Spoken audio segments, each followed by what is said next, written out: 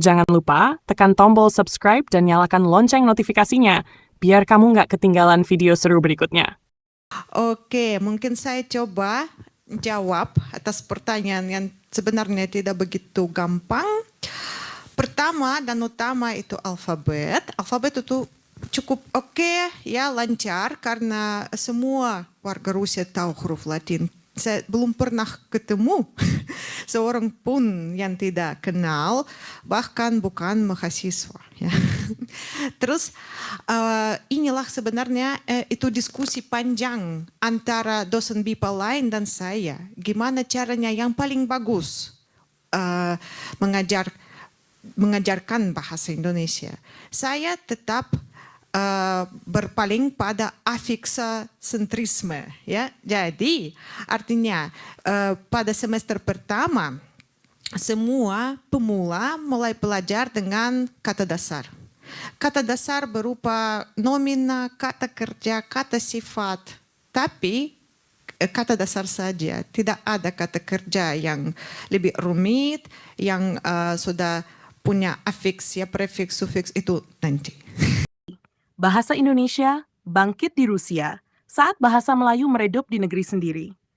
Pada 5 November 2025 di kota Moskow, Rusia, berkibar dengan gagah bendera merah putih dalam sebuah perhelatan bersejarah. Kongres Bahasa Indonesia pertama di Rusia bertema Bahasa Indonesia di Rusia, dari diplomasi lunak menuju pengakuan internasional.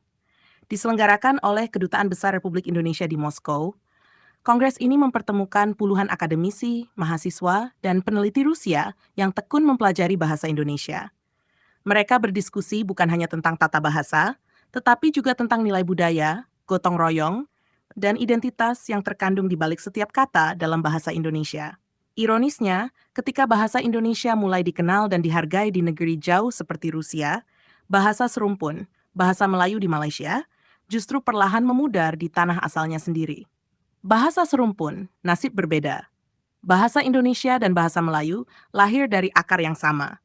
Keduanya pernah menjadi simbol persatuan dan jati diri bangsa di Asia Tenggara. Namun, perjalanan sejarah membawa mereka pada nasib yang berbeda. Indonesia, melalui strategi diplomasi budaya dan kebijakan kebahasaan yang konsisten, berhasil mengangkat bahasa Indonesia sebagai simbol nasional sekaligus alat diplomasi global. Malaysia, sebaliknya, mulai menyaksikan penurunan penggunaan bahasa Melayu di kalangan muda, terutama di sektor teknologi, hiburan, dan pendidikan tinggi, di mana bahasa Inggris semakin dominan. Fenomena di Malaysia ini sering disorot oleh para pemerhati bahasa. Banyak anak muda Malaysia kini lebih nyaman menulis, berbicara, bahkan bercanda dalam bahasa Inggris bercampur slang, sementara bahasa Melayu dianggap kurang modern atau tidak keren. Padahal bahasa Melayu, sama seperti bahasa Indonesia, adalah warisan besar peradaban Nusantara yang pernah menjadi lingua franca Asia Tenggara selama berabad-abad. Cermin dari Moskow. Kongres di Moskow menunjukkan betapa sebuah bahasa bisa tumbuh kuat ketika bangsanya percaya pada nilai dan martabat bahasanya sendiri. Di Rusia, para dosen seperti Marina Frolova dan mahasiswa di High School of Economics dengan penuh semangat mempelajari bahasa Indonesia, bukan sekadar karena nilai akademik, tetapi karena mereka mengagumi budaya dan karakter bangsa Indonesia yang tercermin dalam bahasanya. Sementara itu di Malaysia, banyak akademisi mulai mengkhawatirkan nasib bahasa Melayu. Apakah suatu hari nanti ia hanya tinggal bahasa upacara resmi, sementara kehidupan sehari-hari rakyatnya dikuasai oleh bahasa asing? Pelajaran bagi dunia Melayu, Kongres Bahasa Indonesia di Rusia menjadi semacam tamparan lembut bagi dunia Melayu. Bahasa serumpun yang satu kini menyebar dan diakui UNESCO sebagai bahasa dunia, sedangkan yang lain bahasa Melayu, terancam terpinggirkan di negeri sendiri. Ini bukan soal perbandingan politik atau kebanggaan nasional semata, melainkan soal kesadaran budaya, bahwa sebuah bahasa hanya akan bertahan sejauh penuturnya mau mempertahankannya.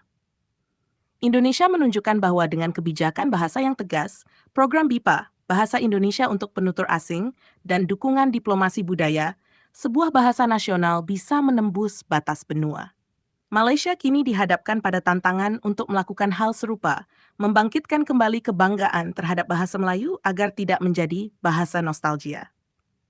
Penutup, Satu akar, dua arah, bahasa Indonesia dan bahasa Melayu, ibarat dua cabang dari satu pohon yang sama.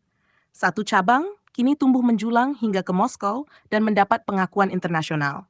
Satu lagi mulai merunduk di tanah asalnya, terdesak oleh arus globalisasi.